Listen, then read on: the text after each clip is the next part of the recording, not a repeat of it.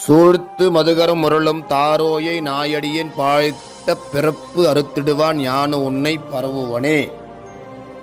தேன் இருந்த கொன்றை மலர்களை மாலையாக அணிந்த சிவபெருமானே, அந்த மலரில் உள்ள தேனை அருந்துவதற்காக வண்டுகள் ரீங்காரமிட்டு கொண்டு உன்னை சுற்றி சூழ்ந்து நிற்கின்றன. இந்த எடுத்துக்காட்டு உன்னருள் பெற வேண்டிய அடியார்கள் உன்னை சூழ்ந்து நிற்பதை போல உள்ளது. அவை சுற்றி சுற்றி வருவது உன்னை வலம் வந்து வணங்குவது போல் உள்ளது. தேன் உண்பதற்காக சுற்றினாலும் உன்னை வலம் வந்து வருவதால் கிடைக்கும் பேரு அந்த தேனீக்களுக்கு கிட்டும். ஆனால் நானோ உன் அடியில் கிடக்கும் நாய் போலே உள்ளேன். நாய் குணம் எப்படி இருக்கும்? தேனீக்களை வேடிக்கை பார்த்து கொண்டு குலைத்து கொண்டு இருக்குதல்.